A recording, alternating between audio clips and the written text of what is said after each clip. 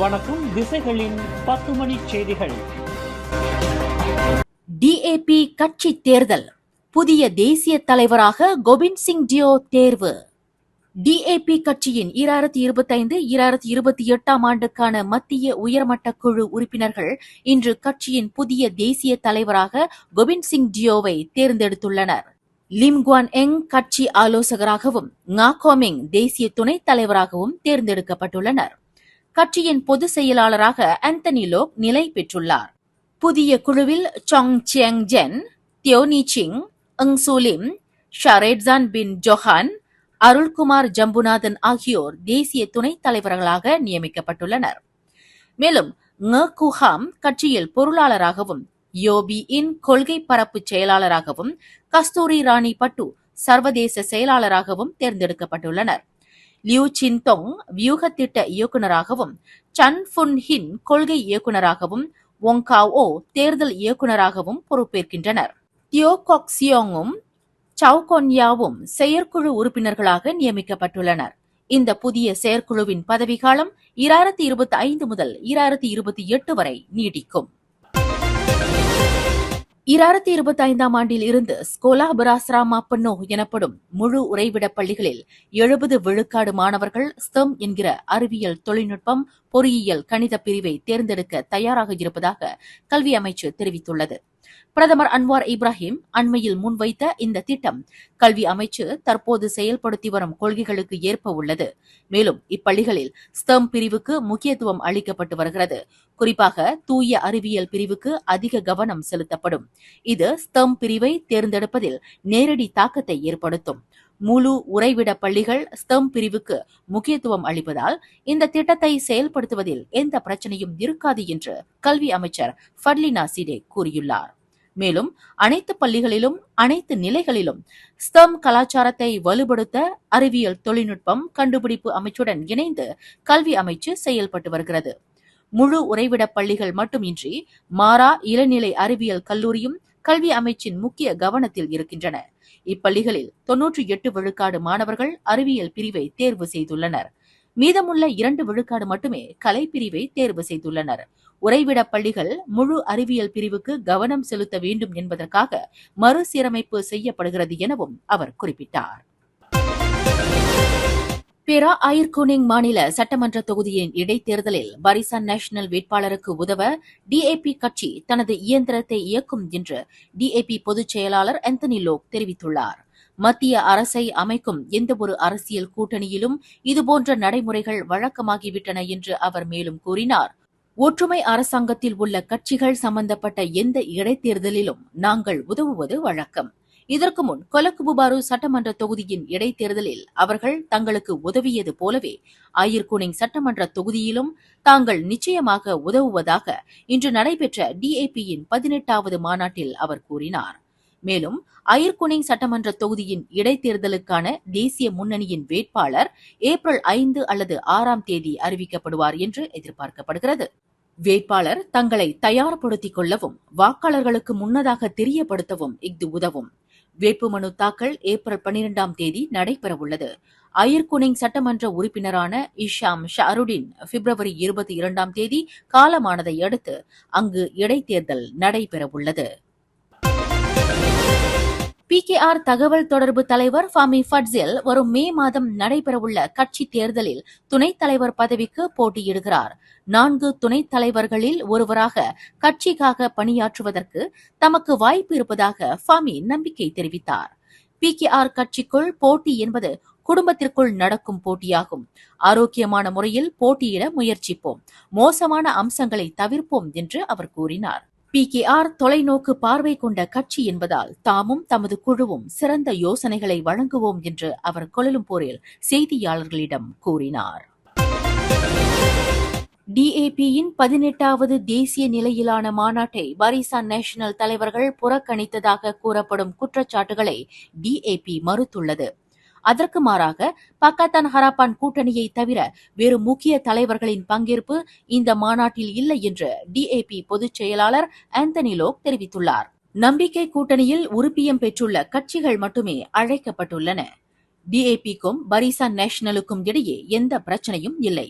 சில நேரங்களில் நாங்கள் எங்கள் சொந்த உறுப்பு கட்சிகளை மட்டுமே உள்ளடக்குகிறோம். இது வழக்கமான ஒன்று என அவர் கூறினார்.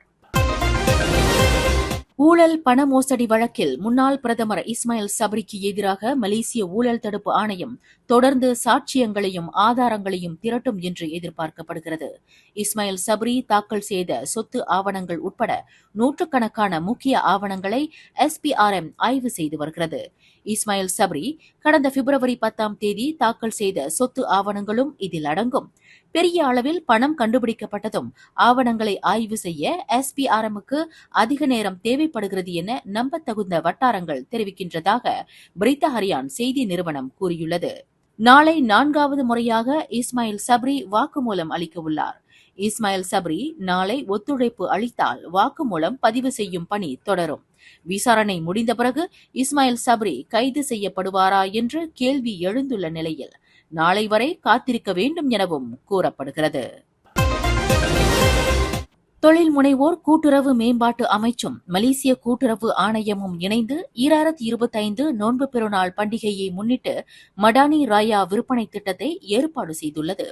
இந்த திட்டத்தின் மூலம் பல்வேறு அன்றாட தேவைகளுக்கு சந்தை விலையை விட 50 விழுக்காடு வரை தள்ளுபடி வழங்கப்படுகிறது. இந்த திட்டம் 2 நாட்கள் நடைபெறுகிறது. மேலும் இது சுங்கை புலோவில் உள்ள MPKS சௌஜானா உத்தாமா மண்டபத்தில் நடைபெறுகிறது.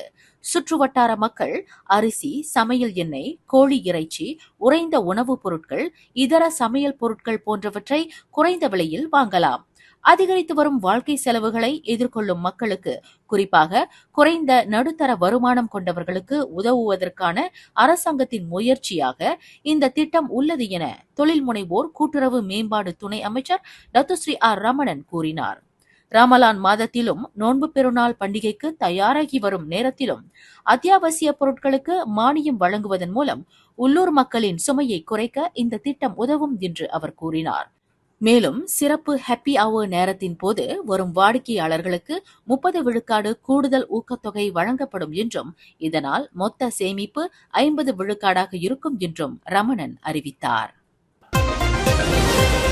கிடா யான் வட்டாரத்தில் உள்ள ஒரு நெல் ஆலை காற்று மாசுபாட்டின் காரணமாக அப்பகுதி மக்களுக்கு அசௌகரியத்தை ஏற்படுத்திய காரணமாக உடனடியாக செயல்படுவதை நிறுத்த உத்தரவிடப்பட்டது.